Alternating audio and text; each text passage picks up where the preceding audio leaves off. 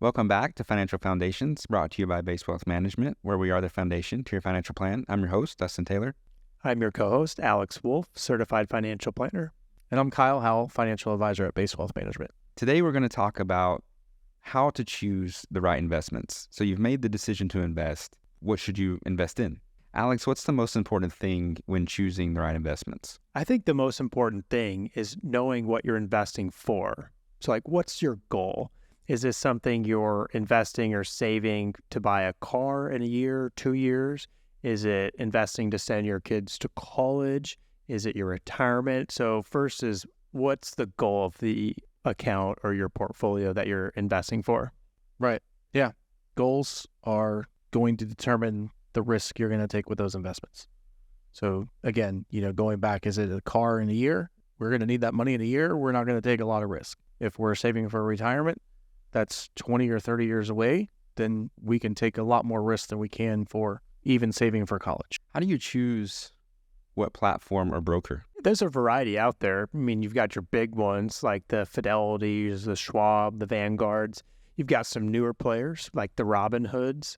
So all of these are going to be, those four that I mentioned are going to be like low cost options where they give you the online platform. They have good apps. So you could do it from your phone or an iPad or something like that. And they're going to give you a ton of options. So you'll get access to individual stocks, mutual funds, ETFs, you name it. You can pretty much buy it at one of those. Or the more vintage approach is like going through a broker where maybe you have someone that does the trades for you or holds the accounts for you, and maybe you pay a commission. I would say that is definitely the older approach versus finding one of the new kind of online brokers and selecting those investments yourself. So this may be obvious for a lot of our listeners out there, but for anyone who is younger or a new listener, how much do you need to invest? I'd say that depends. The income is a big part of that, right? You may not have a very high income where you can save $1,000 a month, but you might be able to put $25 a month away. Or you may have, a $500,000 income where you could put, $10,000 away every month. Yeah, I think anyone can invest in this day and age, especially now you can buy fractional shares. So if you were really wanting to buy a particular stock and it's $1,000 a share, you could still put $50 into it and buy a fractional share. Or with the, mutual funds or ETFs, you can put in $100 and buy a couple of shares of something. So I think for anyone looking to invest, you don't have to have a lot. Should someone be buying bonds right now? The answer is potentially. Again, it depends on what you're saving for. If you are close to your retirement target age or your goal that you're saving for is only maybe a few years away, going and investing bonds in something stable, generating a decent yield could be appropriate for you. And I think it could be a great time to buy bonds, especially if we're starting to look at rate cuts. We're going to see actually some growth on bonds potentially here over the next few years as rates start to come down. Yeah, you could be locking in a higher rate now than you may be able to get in a couple of years. It might be much lower. Alex, as a financial planner, what makes a particular stock attractive? I think you really want to kind of look at what the company is, what they do, and their finances. So are they making money? Are they profitable? Are they growing revenue? There's a lot of different information out there when you're researching like any one particular company and what their potential growth is.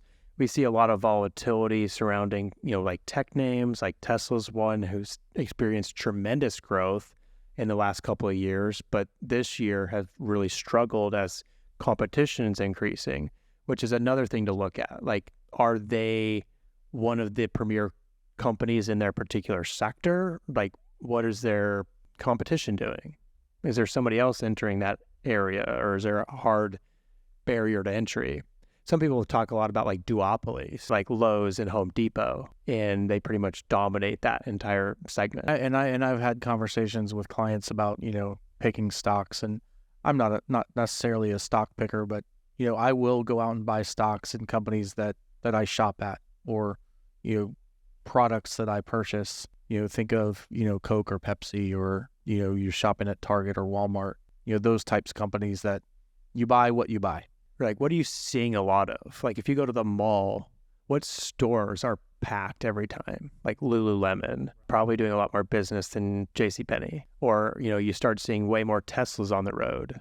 Those kind of trends, or where you're shopping, like the Starbucks and things like that. Yeah, Starbucks over Dunkin', whatever. I'm not a coffee drinker, so it doesn't matter to me which one you pick. I think a lot of people have heard of asset allocation, but there's also asset location. What's the difference between those two? Mainly like the tax advantages. Like, what types of investments do you want to put in a taxable account, or which investments are not tax efficient that you want to put into a tax deferred account? Yeah, I would go a little bit further into that. When we look at a little bit larger portfolio that maybe we can get some real estate in. Well, real estate has a lot of depreciation factors, so you have a lot of tax efficient income. That doesn't mean that we can't put that type of investment in your IRA that's tax deferred, but we would prefer to locate that in your non-retirement account, your brokerage account, your taxable account, where we can take advantage of those tax efficient income streams. Or we may look at, a particular stock that we might see some explosive growth. We may want to put that in your IRA or your Roth IRA, so when it comes time to sell that, we don't have to worry about paying a capital gain on it in a taxable account like we would from an income standpoint on the real estates type investments. Okay, with all of the headlines and things, it can make people nervous to invest. How do you both feel about investing right before a predicted recession? That could be hard, especially when working with a client who may be more timid or more in their feelings. But as a professional or someone in the industry, it's important to talk to them about not trying to time the market necessarily, but getting the money to work for them toward their specific goal. Again, if that money's going to be needed in the next year, you want to be in something very safe and stable. But if it's still investing that particular portfolio for something that's 20 years away, like retirement, you can try to do something like dollar cost average, where maybe you take that lump sum and every month or every quarter, you put a chunk of it into the market to try to average those returns for that time period. Time in the market versus timing the market, right? We want to be in the market as long as possible for the right reason. If somebody comes to me and says, hey, I've got $400,000 just sitting in cash, is now a good opportunity for me to go into the market, I'm going to say, well, how long is it going to be before you need this 400,000? Is it next year or is it 10 years from now? And that's going to help determine how much should go into the market at this point in time. Again, not trying to time the market, but we want to be in the market for the most amount of time possible to help see that growth longer term. Right. And also playing into that is, what is their risk tolerance? Someone who's very risk averse to begin with, what you put that 400,000 into or whatever their situation is may be different than someone who's very risk tolerant. So I assume this is the same answer, but what about if we're in a recession currently? There's certain types of investments that will do better during certain times of the business cycle. One of those times is during a recession. And I think it's important that if you're investing in like bonds or debt, you really want quality, high credit rated bonds. You don't want to be in junk that may be at a risk of default. And similar in the stock side of things, you want to be in quality. Some of those could be value or dividend payers that have very stable growth and good revenue versus something that maybe is not even profitable or is at risk of even going under. Big names, for sure. Big names. You want to be in the big, mature type companies. So is it too late to jump into investing in these AI stocks? I feel like this is something that we see dominating the headlines is the AI wave happening? Is it too soon? When to jump on, when to jump off? And I think you see this in some of the volatility we've experienced in those tech and AI type names. And I don't think that it's necessarily a bad time to buy some of those. They look like they're trading more expensive, but how much that they're investing for future growth in these areas actually makes them look a little bit more attractive, especially when it comes to these chip manufacturers and how many chips are going into the devices and the technology surrounding AI. Obviously, it's getting a lot of buzz. And if you really believe in the company, anytime's a good time to buy it. I would agree with you to an extent. I would say that, any time is a good time to buy. I think when it comes to the AI, I think if you're getting into it now, you've already missed a big chunk of the return that you're going to see. Although I still think there's a lot of room for growth in that particular sector. Right. And then also, what else? What are the bubble things that are maybe AI adjacent that you could be investing in? We recently talked about data centers. That is something that is like a supporting cast of AI because all of that data has to be stored somewhere. So there's other areas that maybe haven't experienced that growth, but are somewhat in that same category or sphere of influence. And Kyle, how do you feel about socially responsible investing? I assume that's whenever you invest in companies that aligns with your values or that are like environmentally friendly. How do you feel about that? Is it a good idea? I don't personally necessarily have an opinion on it. I do, ask the potential clients or even, existing clients if there's anything in particular that they wouldn't want to invest in, but I don't have an opinion either way. Similar to Kyle, I think that a lot of the companies that are in those like ESG or socially responsible funds are actually companies you're already investing in. When it becomes politicized, it has more of like a negative connotation for certain individuals. But when you think about it, like a lot of those are actually maybe values that you share, you just maybe don't know. But I think that you should focus on what the companies are and invest for your risk tolerance and what you like. Why would someone pay to have someone manage their money for them versus doing it themselves? So I think it comes down to emotion.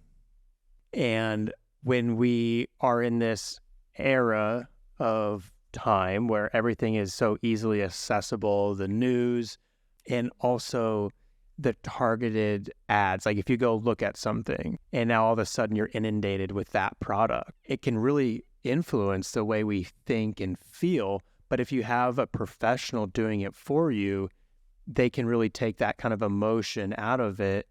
And when you're concerned about something and you make that call to them, like, should I be considering pulling out of the market or investing in X company? You have that kind of barrier of someone to talk you off the ledge or maybe even agrees with you, says, yeah, I think now is a good time or whatever it might be. I think having that professional looking after your goals with you is helpful. And on top of that, it's just plain knowledge. Not everybody has the financial acumen to understand how to put a portfolio together to begin with. I have conversations with people all the time, and I'll look at their portfolio and they've got 3 different retirement date funds, in their 401k plan. I'm like, this doesn't make sense. Like, what made you choose that? I don't know. So the knowledge part of it, and then I would say for the DIY people, it's time. They're able to do it now. They have the time to do it, but there's going to come a time where they don't have the time to do it. They can't sit in front of their computer all the time and make changes when they feel necessary, or there's going to come a time where they just flat out don't want to do it anymore, and that's when you hire somebody. That reminds me, an old saying that we had at my old firm is will, skill, and time. And if you don't have all 3, you can't really be doing it to the best of your ability or to that of a professional. Right. Like, why would you split your focus? You should be focused on making the money, then pay someone else to grow it for you. Yeah. And some of those DIYers might be early retirees where they don't actually have a lot going on. They're recently retired. They have the time. They're somewhat skilled and they like doing it. But then maybe they get busy, so their time's separated, or they just lose interest. There's a variety of different reasons. Whether you're a do-it-yourselfer or not, you can visit our website at basewealthmanagement.com for more resources, tons of videos, articles, and more podcasts like this one. You can also send us your questions if you'd like us to address any questions or topics on our future podcasts. send those in to us at question@basewealthmanagement.com. Let's build a foundation together. I'm your host, Dustin Taylor, I'm your co-host, Alex Wolfe. and happy listening.